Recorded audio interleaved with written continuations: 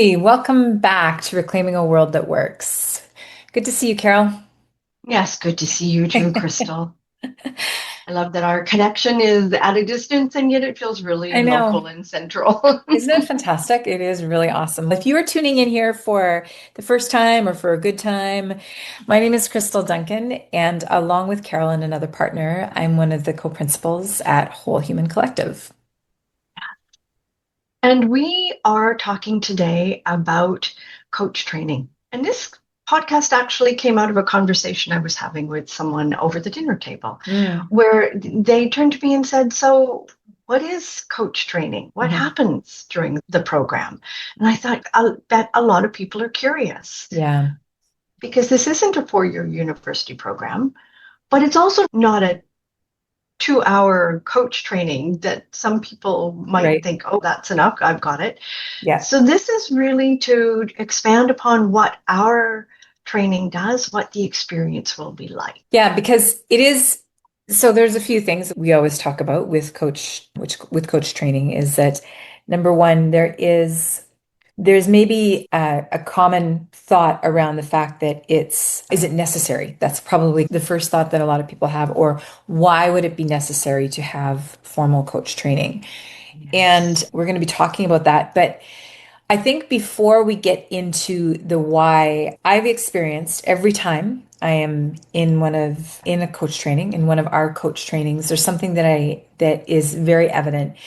And it's the fact that we're sitting together in a classroom. Often it's online. This upcoming cohort will actually be in person for part of it. We'll be talking about that later.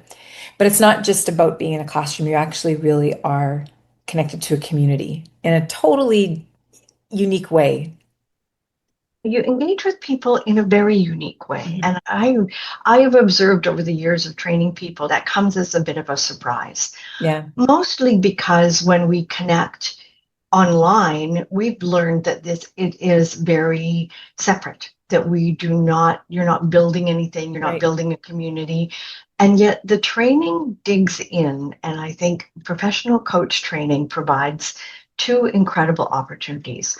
One is, of course, to get the foundational pieces of becoming a professional coach. Yeah, Other piece is building a community of people together, yeah.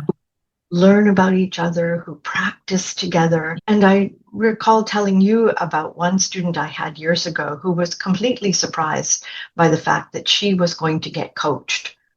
She was prepared to learn how to be a coach, had Yeah, not realized in signing up that she was going to get a lot of coaching from her yeah, peers. And that's what builds this really remarkable connection between yeah. people. I think it's also about you are building something together right from the first day. So because you're building on top of things together, it's like the not only the skills open up, but the understanding around those skills open up and your awareness around things, and you start to just see the world around you honestly very differently, and you approach conversations differently after, even in the midst of, you don't have to be completed, but even in the midst of the coach training, it changes. Yes. So, but one of the other things that we have often talked about is that coach training, because it can be learned, it's a model, but it's not like a bag of tricks, like, whoa, try this one, try that one. Can you explain a little bit about that for us? Absolutely. So, one of the pieces, the way that this program is laid out, is to, as you said, it layers, builds Mhm. one on top of the other. The foundational piece, the underlying structure of it, Yeah. where we're building from, is from the International Coaching Federation. Mhm. It is the 8 core competencies that are at the very base of the whole training.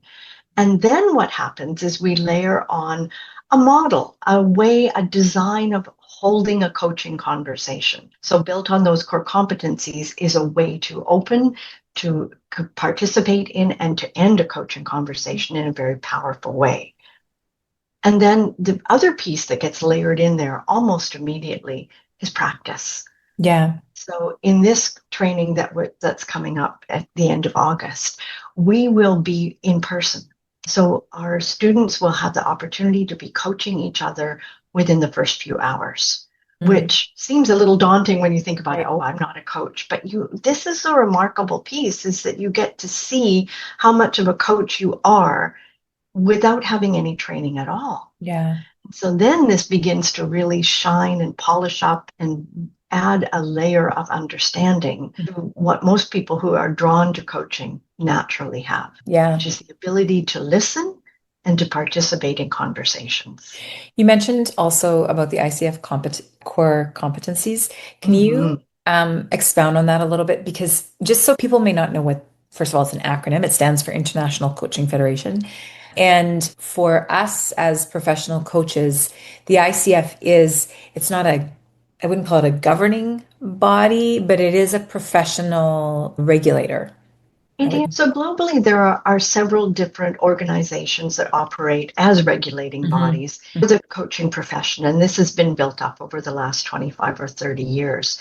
Most common globally is the International Coaching Mhm. Federation, or the ICF, and they have developed over a long period of time real clarity on the core competencies that are required for a coach. And the clarity on each of the core competencies is actually broken down to markers and is able to be observed by Mhm. someone who's teaching the program or mentoring students in the program. So, for example, someone who has never done any coaching before is going to come in without any knowledge of this. But what our program does is really apply it in a way where you can see that you're naturally already displaying those core competencies. So, for example, one is listening actively.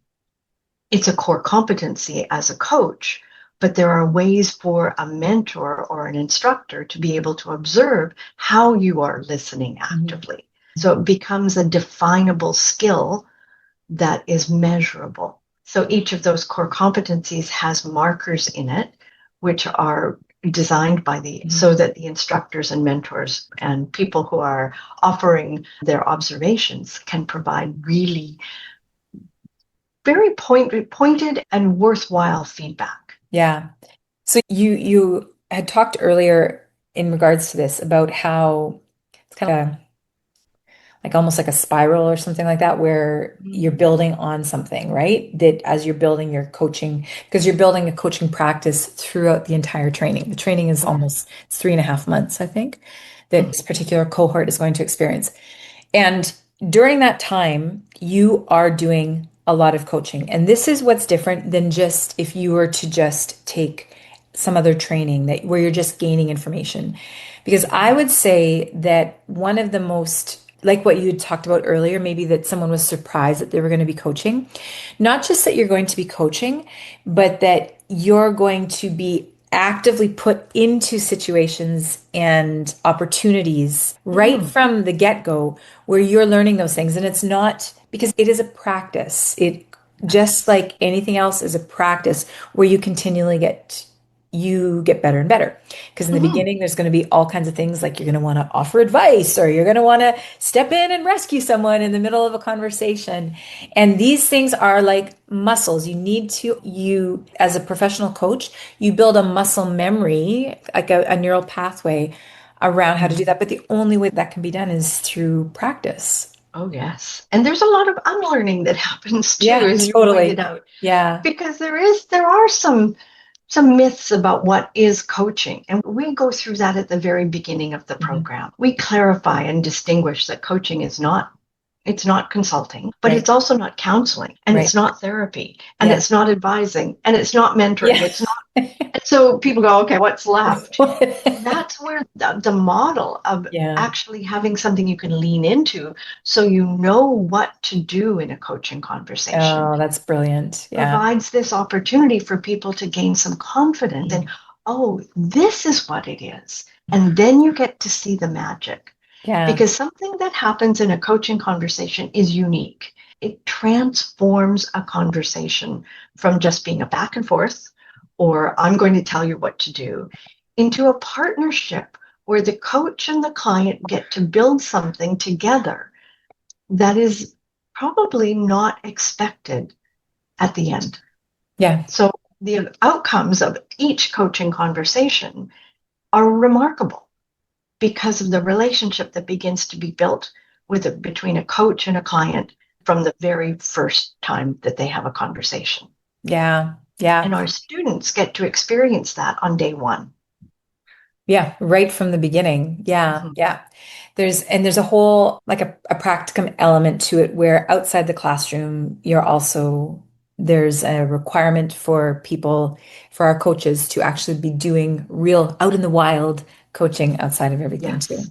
Yeah, so you have a chance to practice within your cohort of learners, and then you're expected to start to develop a practice for Right, yourself right. so that you are taking on that opportunity to extend out a little ways and ask people, tell people that you're a learning coach, get the opportunity to practice with them because there is a requirement of 15 hours of coaching Okay. practice from the time that we begin till the time that we end, so that each of our students has a chance to build that muscle that you were describing, to really gain their sense of their capacity and their ability for who they Yeah. are as a coach. So speaking of who they are as a coach, what would you say? Can you give us some scenarios or some examples of what you've seen as people have graduated out of the many cohorts that you have trained? What are some of the avenues that you've seen them take into coaching? Obviously, people like us we're executive leadership coaches, and that's a thriving industry. But what are some Yeah. other areas as well? Maybe people don't have that executive leadership experience, but maybe have something else that they can lean into Yes. to build a coaching practice or career with, actually. Absolutely. And I think what works really well for people is to find the areas where they are fascinated by. Yeah. So I've taught hundreds of students. We're probably ranging near to 1,000. But Yeah. with those hundreds of students, where people have really flourished is when they've found the place that they are most curious or interested in. Mhm. So I have graduates who have taken on moving towards grief and loss coaching. So Okay. they have actually moved towards something that provides a service with people who are grieving. Mhm. And it is distinct from counseling again, Yeah. but it's provided a particular service with that. Yeah. And then we've had a lot of graduates who are coaching within in their organizations. So they become a coach within the organization. Perhaps they work for Mhm. HR, or perhaps a leader who really wants to bring coaching into their work. So they're working within. And so they're building this coaching culture within an Mhm. organization. And then there are people who have gone to things like they're fascinated by what happens when we're out in nature. So their coaching practice becomes a nature walk or exploring someplace new. And so there is this experience physically in the world where they actually get to be with their clients on a kayaking trip Yeah. or on a up a mountain. Like, And it becomes part of the coaching conversation. And there's a lot of people who use the coaching in their life. Notice that they are coaching, they're more coach-like in their parenting or mhm. with their partner or with their aging parents. There's a lot of places where the actual attributes of being a coach can be applied, not formally perhaps, but in the conversation. Because what you said is all of a sudden people start to see conversations differently. It's like, Yeah.